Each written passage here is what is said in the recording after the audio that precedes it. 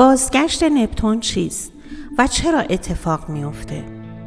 نپتون یکی از سیاره‌های کندرو در منظومه شمسیه که حدود 165 سال طول میکشه تا یک دوره کامل به دور خورشید بچرخه. به همین دلیل هر فرد فقط یک بار در طول زندگیش میتونه بازگشت نپتون رو تجربه کنه. معمولاً بین سن 80 تا 84 سالگی. وقتی نپتون دوباره دقیقاً به همون موقعیتی که در لحظه تولد شما داشته برگرده، این اتفاق رو بازگشت نپتون مینامن. این یک دوره مهم و خاص در زندگیه که میتونه تغییرات عمیق روحی، احساسی، مالی و هنری به همراه داشته باشه. حالا چطور نپتون برمیگرده؟ حرکت سیارات در آسمان به صورت مداوم ادامه داره، اما چون نپتون بسیار دوره، زمان زیادی طول میکشه تا مسیر خودش رو کامل کنه. وقتی این سیاره به همون نقطه‌ای که در زمان تولدتون بوده برمیگرده، نوعی چرخه کامل برای شما ایجاد میشه. این بازگشت میتونه باعث بشه که نگاه شما به زندگی، معنویت و رویاها تغییر کنه. خاطرات گذشته و درس‌هایی که در طول زندگی گرفتید به شکلی جدید در ذهنتون ظاهر میشن. علاقه شما به هنر، شهود، تخیل و دنیای درونی بیشتر میشه. احساس میکنید باید برخی از باورها یا وابستگی‌های قدیمی رو کنار بگذارید و به یک مرحله جدید وارد بشید. علاوه بر بازگشت کامل نپتون که فقط یک بار در زندگی رخ میده، این سیاره هر چند سال یک بار وارد حرکت برگشتی ریتروگرید هم میشه. در این حالت نپتون از دید ما روی زمین به نظر میرسه که در حال حرکت به عقبه. این حرکت باعث میشه مسائل پنهانی درونی یا رازهای نادیده گرفته شده آشکار میشن. افراد بیشتر به تخیل، شهود و دنیای درونیشون توجه میکنن. بعضی افراد دچار سردرگمی، توهم یا تردید در تصمیم گیری میشن. این بازگشت نشونه ورود به یک دوره عمیق‌تر و معنوی‌تر از زندگیه. در این سن افراد معمولاً به دنبال معنای واقعی زندگی می‌گردند. از دلبستگی‌های مادی فاصله می‌گیرند. علاقه بیشتری به هنر، موسیقی، مدیتیشن، رویاها و ناخودآگاه پیدا می‌کنند. ممکنه درک تازه‌ای از خاطرات و تجربیات گذشته پیدا کنند. بازگشت نپتون مانند سفری درونیه که فرد رو به گذشته، حال و آینده خود متصل میکنه و کمک میکنه تا زندگیش رو از زاویه‌ای عمیق‌تر و آگاهانه تر ببینه. تأثیر نپتون بر چارت تولد، زندگی، عشق، ازدواج و روابط. بازگشت نپتون یکی از تاثیرگذارترین دوره‌های زندگیه که باعث تغییراتی عمیق در احساسات، درک شهودی، روابط و حتی مسیرهای زندگی میشه. این انرژی ممکنه فرد رو دچار رویا پردازی، الهام یا فریب کنه. حالا ببینیم این تغییرات در زمینه‌های مختلف چطوری خودش رو نشون میده. تأثیر بر چارت تولد و مسیر زندگی. در دوره‌ای که نپتون به جایگاه اصلی خودش در خانه هفتم چارت تولد برمیگرده، روابط عاطفی فرد ممکنه وارد مرحله تیره و تار بشه. در این زمان ممکنه درگیر رابطه‌هایی بشید که در ابتدا بسیار زیبا به نظر میرسن. اما بعد از مدتی متوجه میشید همه چیز فقط یک توهم بوده. در این حال قدرت شهودی شما نسبت به شریک عاطفیتون افزایش پیدا میکنه و ممکنه بدون اینکه چیزی گفته بشه احساس کنید در دل و ذهن او چی میگذره. اما اگر مراقب نباشید این شهود میتونه به فریب یا برداشت اشتباه هم منجر بشه. نپتون سیاره‌ایه که با عشق‌های رویایی، فداکاری، شهود، الهام و در عین حال با توهم و فریب هم ارتباط داره. بازگشت نپتون میتونه رابطه عاطفی یا ازدواج شما رو وارد مرحله جدید کنه. این مرحله ممکنه سحرآمیز و الهام بخش باشه یا برعکس چشمانتون رو به روی واقعیت‌های پنهان باز کنه. برای بعضی افراد این دوران زیباترین تجربه عاشقانه زندگی خواهد بود و برای بعضی دیگه شاید یکی از گیج کننده ترین و چالش برانگیزترین دوران‌های عاطفی باشه. در این دوره عشق حالتی ایدئال گرایانه و رویایی به خودش میگیره و ممکنه احساس کنید وارد یک رابطه عمیق معنوی شدید. نپتون باعث میشه عشق از یک احساس عادی فراتر بره و به تجربه روحانی و شاعرانه تبدیل بشه. این دوره ممکنه تمایل به فداکاری بیش از حد در روابط رو هم فعال کنه. ممکنه برای شریکتون اونقدر از خودتون بگذارید که گاهی مرزهای فردیتون رو فراموش کنید. همچنین ممکنه جذب افرادی بشید که مبهم، پیچیده یا حتی غیر قابل اعتماد هستند. در بعضی موارد عشق‌های این دوره یک طرفه یا دست نیافتنی خواهند بود. افرادی که در دسترس نیستند یا نمیتونن پاسخ احساسات شما رو بدن ممکنه به شدت جذاب به نظر برسن. در عین حال شهود شما در روابط بسیار قوی میشه و ممکنه بدون هیچ حرفی متوجه نیت‌ها و احساسات طرف مقابلتون بشید. در بعضی موارد هم روابط پنهانی یا بازگشت افرادی از گذشته ممکنه اتفاق بیفته. نپتون با رازها در ارتباطه و این احتمال وجود داره که وارد رابطه‌ای مخفیانه بشید یا شخصی که از گذشته در زندگیتون حضور داشته دوباره ظاهر بشه.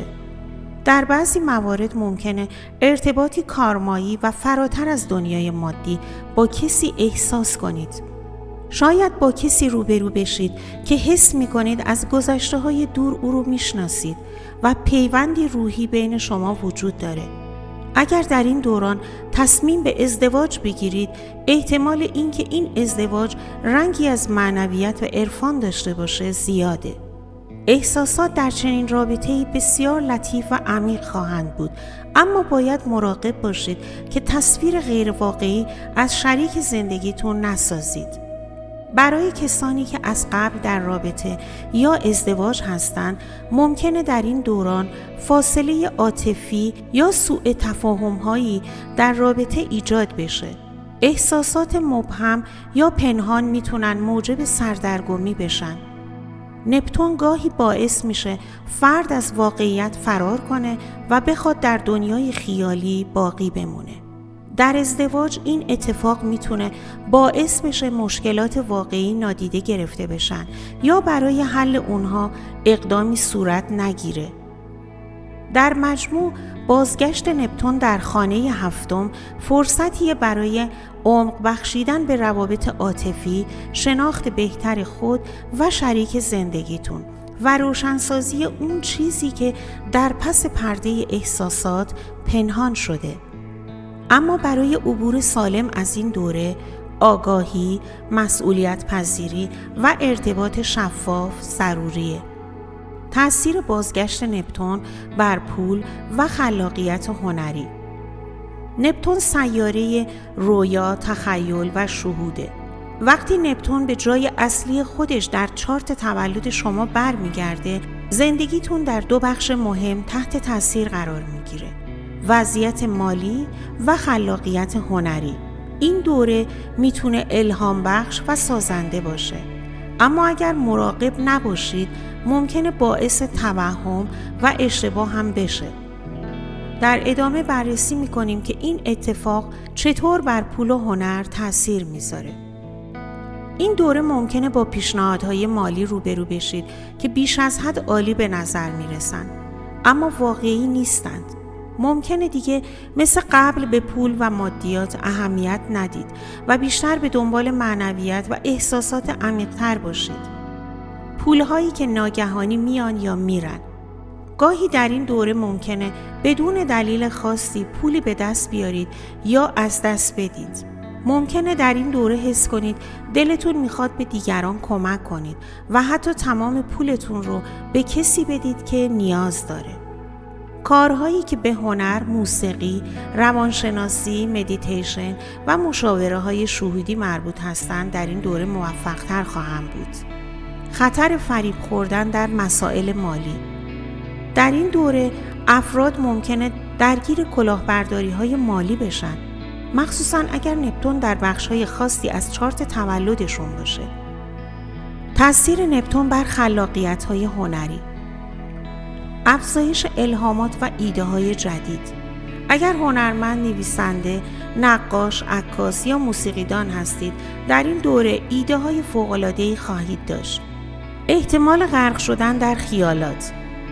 گاهی ممکنه اونقدر در تخیل و رویاها غرق بشید که نتونید ایده‌های هنری خودتون رو عملی کنید. در این دوره رویاهای شبانه شما ممکنه خیلی عجیب و پر از پیام‌های پنهان باشه. کسانی که در زمینه بازیگری، فیلمسازی، موسیقی، نویسندگی فعالیت دارن ممکنه در این دوره پیشرفت زیادی کنن. افزایش حساسیت و احساسات در هنر. نپتون باعث میشه که احساساتتون عمیق‌تر بشه و در نتیجه آثار هنری شما تاثیرگذارتر بشن. تأثیر بازگشت نپتون بر زندگی فردی. بازگشت نپتون میتونه زندگی یک فرد رو به شدت متحول کنه. این تحول بستگی به آمادگی شخص برای درک و پذیرش انرژی‌های نپتونی داره. در این دوره فرد ممکنه بین دو مسیر قرار بگیره، بین آگاهی و بیداری معنوی یا سردرگمی و گمراهی. 1. افزایش شهود و الهامات معنوی. نپتون سیاره‌ایه که به رویاها، ناخودآگاه، شهود و جهانهای نادیدنی مرتبطه. در دوران بازگشت این توانایی‌ها به شدت افزایش پیدا می‌کنه. ممکنه خواب‌های واضح، پیشگویی گونه یا پر از نمادهای معنادار داشته باشید. حس همدلی و ارتباط با جهان معنوی در این دوران قوی‌تر میشه. بسیاری افراد ممکنه به سمت مدیتیشن، یوگا یا مطالعه در حوزه‌های متافیزیکی گرایش پیدا کنند. 2. توهم و فریب‌های ذهنی. اگر انرژی‌های نپتونی به درستی هدایت نشن میتونن فرد رو به سمت خیال بافی، فریب خوردگی یا حتی وابستگی به مواد و رفتارهای ناسالم بکشونن. احتمال گرفتار شدن در فریب‌های عاطفی یا مالی به شدت افزایش پیدا میکنه. فرد ممکنه واقعیت رو اشتباه ببینه و تصمیمات نادرستی بگیره. بعضی افراد ممکنه به شدت به ایده‌های معنوی افراطی یا گروه‌های فریبکار جذب بشن. مشکلات هویتی و مرزهای شخصی. بازگشت نپتون میتونه مرزهای فردی رو تضعیف کنه. ممکنه احساس کنید که هویتتون در حال تغییره و نمیدونید چه کسی هستید. روابط ممکنه دچار ابهام بشن، به خصوص اگر فرد بیش از حد به دیگران وابسته باشه. بعضی افراد ممکنه در این دوران تمایل بیشتری به فرار از واقعیت از طریق اعتیاد یا رفتارهای ناسالم داشته باشند. تأثیر بازگشت نپتون بر جامعه. این رویداد فقط فردی نیست، بلکه تأثیرات بزرگی در اجتماع داره. تغییرات فرهنگی و هنری. در دوره‌هایی که نپتون برمیگرده، مردم ممکنه بیشتر به سمت ایده‌های غیرعادی جذب بشن. تغییر در سیستم‌های اعتقادی. ممکنه تغییراتی در ادیان، فلسفه‌ها و دیدگاه‌های معنوی ایجاد بشه. حالا چگونه از انرژی‌های بازگشت نپتون استفاده کنیم؟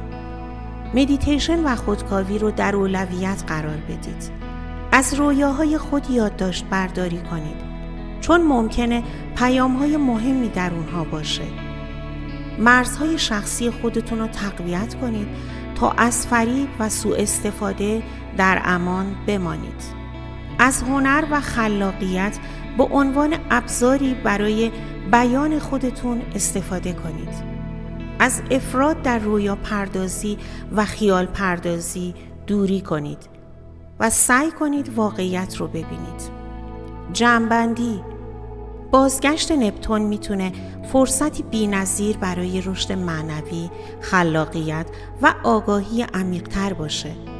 اما اگر به درستی مدیریت نشه، میتونه فرد رو در توهمات و سردرگمی فرو ببره. شناخت تاثیرات این سیاره و استفاده هوشمندانه از انرژی‌های اون کلید بهره برداری از این دوره نادره.